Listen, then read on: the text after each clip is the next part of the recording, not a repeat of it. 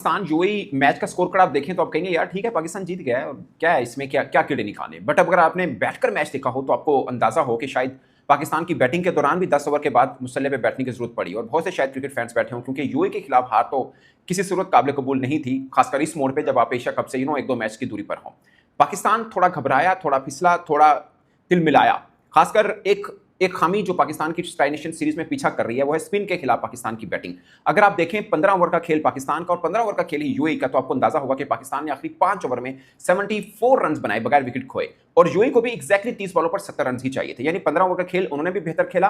पाकिस्तान ने अगरचे आखिरी 5 ओवर में ठीक ठाक किस्म की धुलाई की, मगर उसका क्रेडिट भी शायद यूएई की खराब फील्डिंग को भी उतना जाता है। हैदर अली के लास्ट ओवर में आखिरी 2 बॉलों पर एक बार नवाज का कैच ड्रॉप किया आसिफ ने और उसके बाद फखर जमान का अली शान ने ड्रॉप किया। अगरचे अली शान शरफू ने जबरदस्त बल्लेबाजी की, अकेले लड़ते रहे, बट वो जो कैच था वो बहुत ही आप कह सकते हैं कि महंगा साबित हुआ क्योंकि उसके बाद फखर जमान और नवाज ने जबरदस्त किस्म की बल्लेबाजी की। खासकर सेकंड लास्ट ओवर में 20 तकरीबन 20 तक के रन उनको हो गए थे जुनैद सिद्दीकी को, तो वहां से मैच का पासा पलटा। एक दफा लगा कि पाकिस्तान शायद 150 कर ले तो ठीक रहेगा, but thanks to UAE fielding and thanks to Fakhar Zaman बल्लेबाजी, आज फखर जमान ने कमाल बल्लेबाजी की। 15 मैच और 14 इनिंग्स के बाद फखर जमान की 50 सामने आई और 50 भी कमाल है। 44 बॉलों पर 77 रन्स और स्ट्राइक रेट 175 का है फखर जमान का। उनकी खास पॉइंट ये था कि 9 यानी 9 डॉट्स थी, बाकी ओवरऑल उन्होंने जबरदस्त बल्लेबाजी की है। सिर्फ 9 डॉट्स कुछ भी नहीं होता। और अबरार अहमद की बॉलिंग की तारीफ भी बनती है। पाकिस्तान में नवाज ने भी 27 बॉलों पर 37 रन किए, पर सबसे खास पॉइंट फखर जमान की बल्लेबाजी और नवाज की बैटिंग। उसके अलावा अबरार की बॉलिंग की मैं कहना चाह रहा हूँ कि अबरार की बॉलिंग की तारीफ भी बनती है कि उन्होंने 4 ओवर में महज 9 रन देकर 4 खिलाड़ियों को आउट किया है।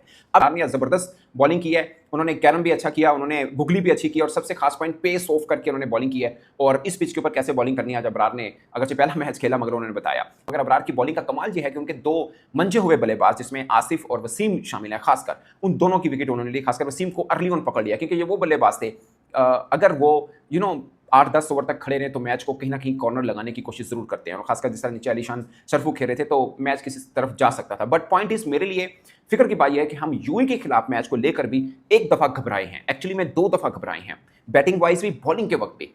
आपके पावर प्ले में आप अगर से इमरान ने विकेट ली पावर प्ले में, बट फिर 10 ओवर तक आप एक ही विकेट लेके बैठे रहे हैं। वो अलग बात है कि उन्होंने एक ऑन में भी 6 की रखी थी, बट कलेक्टिवली 15 ओवर में उनका भी इतना स्कोर था जितना हमारा था, बट हमने 5 ओवर में 74 बना लिया, उनको 5 ओवर में 70 चाहिए था जो वो नहीं बना पाए थे। तो ये हुआ। ओवरऑल जीत मिली है पाकिस्तान को, सब अच्छे की खबर है। और मेरे लिए राहत की बात यह है कि फखर जमान का बल्ला रन उगलने शुरू हुआ है और पाकिस्तान ने छठी इनिंग पार्टनरशिप 91 रन की लगाई है जो कि पाकिस्तान का अपना एक रिकॉर्ड है। इससे पहले 82 की थी जो कि शादाब खान और इफ्तिखार यानी इफ्ती मियां के बीच में जनूबी अफ्रीका के खिलाफ वर्ल्ड कप 2022 में थी। बट तकरीबन 1 साल या 15 मैचेस और 14 इनिंग्स के बाद फखर जमान के बल्ले से 50 निकली है और धुआंधार किस्म की बल्लेबाजी की। शायद अब हम जीत चुके हैं उस चीज़ की रियलाइजेशन ना हो, बट अब सोचिए वो इनिंग ना निकलते उनके बल्ले से तो पाकिस्तान के लिए कितनी शर्मिंदगी की बात होती, खुदा ना खास्ता अगर हम हार जाते। क्योंकि मुझे लगता है टेम्पो उनका एक मैच का मोमेंटम शिफ्ट होना होता है। आखिरी 3 ओवर के अंदर मोमेंटम पाकिस्तान की तरफ शिफ्ट हुआ। उससे पहले सब अच्छा चल रहा था यूएई के बीच में, बट उसके बाद मोमेंटम शिफ्ट हुआ और फिर वो आगे भी कन्वर्ट हुआ। खासकर जब अबरार बॉलिंग पे आए, जब भी आए तकरीबन उन्होंने उस वक्त विकेट भी ली है।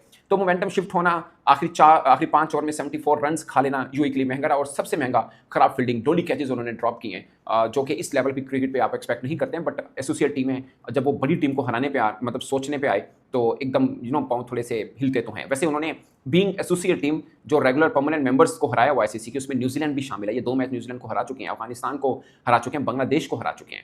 सो इनमें ये वाली चीज़ है कि ये इन चीज़ों को, आयरलैंड को भी ये हरा चुके होंगे। तो ऐसा नहीं है कि वो ये है। बट अच्छी खबर है, पाकिस्तान तीसरी विक्ट्री पाकिस्तान को मिली। अभी तक ट्राई नेशन पाकिस्तान को 1 हार मिली है, वो अफगानिस्तान के खिलाफ है। आई होप कि अब फाइनल के अंदर भी पाकिस्तान अफगानिस्तान को पकड़ेगा। क्योंकि पाकिस्तानी पॉइंट ऑफ व्यू से आप सोचें तो आपको एक सवाल का जवाब अभी भी ढूंढना है कि हम स्पिनर्स को कैसे खेलेंगे, खासकर हमारे जो बल्लेबाज हैं। आप सोचिए, आप तकरीबन 11.3 के ऊपर आपकी 5 खिलाड़ी आउट हो चुके, उसके बाद 91 की पार्टनरशिप जरूर लगाई, मगर बल्लेबाज आपके घर पहुंच चुके थे और स्पिनर्स के सामने अगेन अच्छी इनिंग नहीं खेल पाए हारिस। आज मुझे लगा कि हारिस थोड़ा सा चलाना चाह रहे हैं मगर हारिस नहीं कर पाए हैं। पाकिस्तान के पावर प्ले में 50 रन के ऊपर 3 खिलाड़ी आउट थे। उसके बाद 9 ओवर से लेकर 15 ओवर तक पाकिस्तान ने बहुत संभल के खेला। खासकर फखर जमान ने भी स्ट्राइक रोटेट ही करते रहे, संभल के खेले हैं।